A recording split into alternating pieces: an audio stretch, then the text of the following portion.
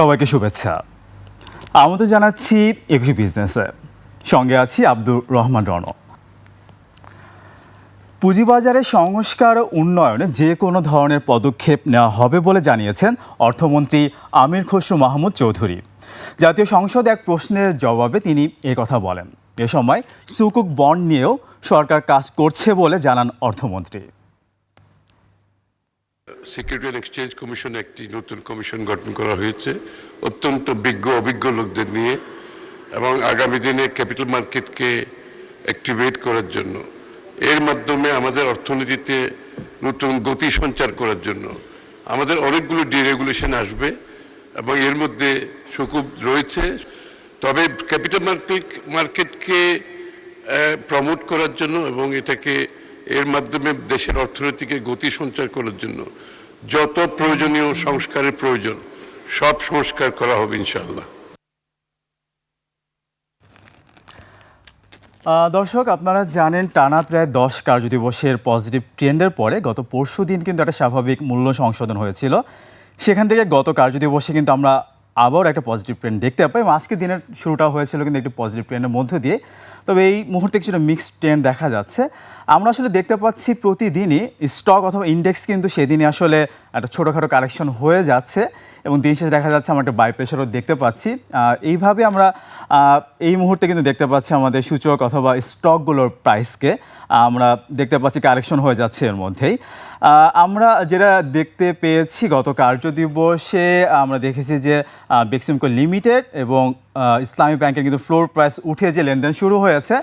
আমরা গত কার্যদিবসে দেখেছি ইসলামী ব্যাংকের কিন্তু দেখেছিলাম ইন্ডেক্সে একটি নেগেটিভ প্রভাব ছিল প্রায় 19 পয়েন্টের মতো, কিন্তু বেক্সিমকো লিমিটেড প্রায় 4 বছর লেনদেন না হওয়াতে এটি কিন্তু ইন্ডেক্সের বাইরে ছিল, এর কোনো প্রভাব আসলে ইন্ডেক্সে ছিল না। কিন্তু বাজার কিন্তু মনে করছিল, বাজারে যারা সাধারণ বিনিয়োগকারী তাদের মধ্যে একটা প্যানিক ছিল যে এটার প্রভাব আসলে ইন্ডেক্সে পড়বে এবং তার ফলে আসলে একটা নেগেটিভ ট্রেন্ড দেখা যাবে। তো সেইটা হয়নি এবং তারপরে আমরা একটা পজিটিভ ট্রেন্ড দেখতে পেয়েছিলাম এবং আমরা দেখতে পাচ্ছি যে আজকে পজিটিভ ট্রেন্ডে শুরু হয়েছিল। ঠিক এই মুহূর্তে কিছুটা মিক্সড ট্রেন্ড দেখা যাচ্ছে।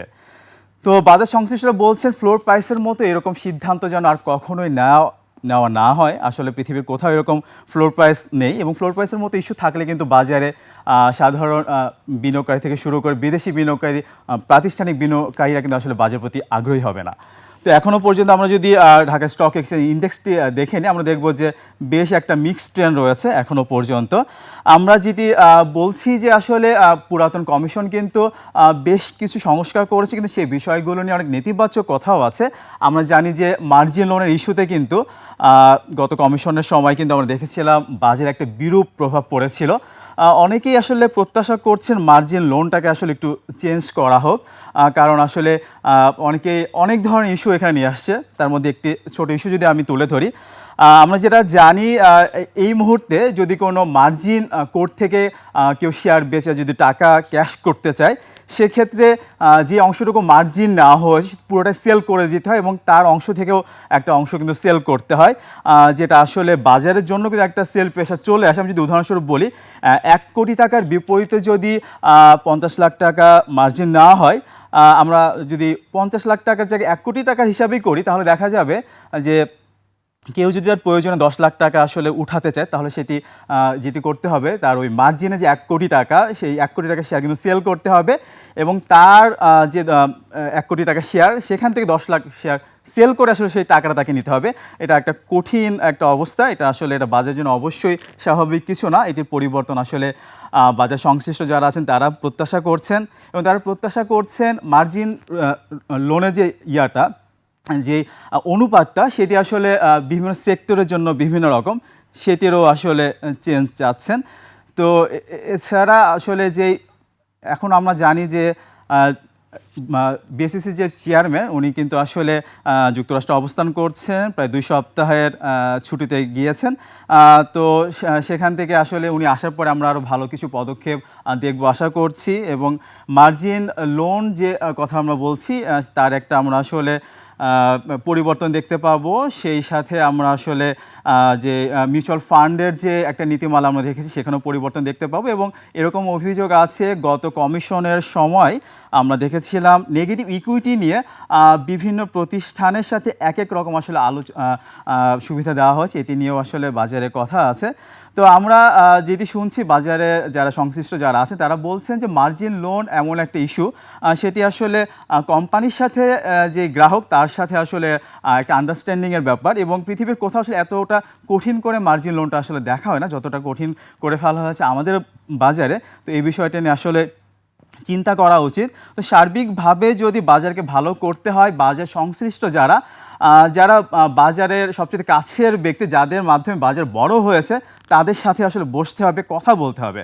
কথা না বললে আসলে সলিউশন আসবে না। যদি কোনো একটা ডিসিশন কথা না বলে না হয় সেটা একটা বিরূপ প্রভাব কিন্তু আসলে মার্কেটে পড়তেই পারে। তো আমরা গত কার্যদিবসে দেখেছিলাম যে ইসলামী ব্যাংকের যে ফ্লোরে যে লেনদেন হচ্ছিল, আমরা কিন্তু জানি যে ইসলামী ব্যাংক কিন্তু গত 5 আগস্টের পরে কিন্তু আলটিমেটলি আমরা দেখেছি যে একটা ভালো একটা লেনদেন হচ্ছিল। সেই লেনদেনে সেই সময় আসলে ফ্লোর কেন তোলা হলো না এটি নিয়ে কিন্তু আসলে সাধারণ বিনিয়োগকারীদের একটা প্রশ্ন। তারা মনে করেন যে আসলে গত কমিশন খুব শক্তভাবে আসলে কোনো কিছু আসলে বাজারের জন্য সেভাবে করতে পারেনি। তো এখন আসলে বিনিয়োগকারীরা প্রত্যাশা করছেন নতুন কমিশনের হাত ধরে বাজার অনেক দূর এগিয়ে যাবে, বিদেশি বিনিয়োগ আসবে, সেই সাথে প্রাতিষ্ঠানিক বিনিয়োগকারীদের সক্ষমতাও বাড়বে। আমরা জানি যে এক্সপোজার ইস্যুতে অথবা নেগেটিভ ইকুইটির ইস্যুতে কিন্তু আসলে অনেক প্রতিষ্ঠানে কিন্তু বিনিয়োগ সক্ষমতা নেই, বিনিয়োগ সক্ষমতা হারিয়েছেন তারা। তো সেক্ষেত্রে যাদের বিনিয়োগ সক্ষমতা এখনও আছে তাদের অবশ্যই এই মার্কেট আসলে বিনিয়োগ করা উচিত বলে মনে করছেন বাজার সংশ্লিষ্টরা। এবং আলটিমেটলি বাজার সংশ্লিষ্ট বলছেন টানা যেহেতু একটা পজিটিভ ট্রেন্ড, সেক্ষেত্রে বিনিয়োগকারীদের সতর্কভাবে আসলে লেনদেন করা উচিত। যে শেয়ারগুলো এরই মধ্যে 30 থেকে 40% বেড়ে গেছে সেগুলো একটা ছোটোখাটো কারেকশন দেওয়ার পরে আসলে সেই শেয়ারগুলোতে ঢোকা উচিত বলে মনে করছেন বাজার সংশ্লিষ্টরা। এবং তারা বলছেন যদি কোনো একটা ভুল ট্রেড হয়েই থাকে তো সেক্ষেত্রে সেটি কিন্তু সংশোধনের উপায় আছে, স্টপ লস আসলে নেওয়া যেতে পারে। আমরা দেখতে পাচ্ছি ডিএসসি প্রধান ইন্ডেক্সটি এই মুহূর্তে মাত্র 10 পয়েন্টের মতো নেগেটিভ থেকে অবস্থান করছে 5509 পয়েন্টে। এছাড়া টাকার অঙ্কে লেনদেনের শীর্ষে যে কোম্পানিগুলো অবস্থান করছে এখনও পর্যন্ত সেগুলো আমরা একটু দেখে নিতে চাই। ঠিক এই মুহূর্তে আমরা দেখতে পাচ্ছি দর বৃদ্ধি পেয়েছে 137টি, সেখানে দর হারিয়েছে 197টির এবং অপরিবর্তিত আছে 55টি প্রতিষ্ঠানের শেয়ারের দর। সেই আমরা দেখতে পাচ্ছি প্রায় 200 প্রতিষ্ঠানের কিন্তু দর হারায়নি। এছাড়া এখনও পর্যন্ত লেনদেনের পরিমাণ ছাড়িয়েছে 902 কোটি টাকা, যেখানে গত কার্যদিবসে দেখা গিয়েছিল লেনদেনের পরিমাণ ছাড়িয়েছিল 1300 কোটি টাকারও বেশি। এই মুহূর্তে টপ ট্রেডে অর্থাৎ টাকার অঙ্কে লেনদেন শীর্ষে যে কোম্পানিগুলো অবস্থান করছে তার মধ্যে প্রথমে এশিয়াটিক ল্যাব রয়েছে। এশিয়াটিক ল্যাবের লেনদেন হচ্ছে 130 টাকাতে। আমরা কিন্তু 5-6 মাস আগেও দেখেছিলাম এই কোম্পানিটির লেনদেন হচ্ছিল 30-32 টাকায়, সেখান থেকে আমরা একটা উল্লম্ফন আসলে দেখতে পাচ্ছি। এবং এই কোম্পানিটির কিন্তু যে লক ইন শেয়ার রয়েছে সেগুলো আসলে ছাড়ার কথা ছিল, তবে এরকম হাই প্রাইস দেখে কমিশন কিন্তু সেটিকে আটকিয়ে দিয়েছে। তো আজকে এই কোম্পানিটির লেনদেন হচ্ছে এখনও পর্যন্ত লেনদেন ছাড়িয়েছে 25 কোটি টাকার মতো। দ্বিতীয় অবস্থানে পিপলস ইন্স্যুরেন্স, এই কোম্পানির লেনদেন পরিমাণ ছাড়িয়েছে প্রায় 21 কোটি টাকা, দর বৃদ্ধি পেয়েছে 4% মতো। তৃতীয় অবস্থানে বিএনআইসিএল, এই কোম্পানির লেনদেন হয়েছে প্রায় 21 কোটি টাকার মতো। এই কোম্পানির দর হারিয়ে লেনদেন হচ্ছে।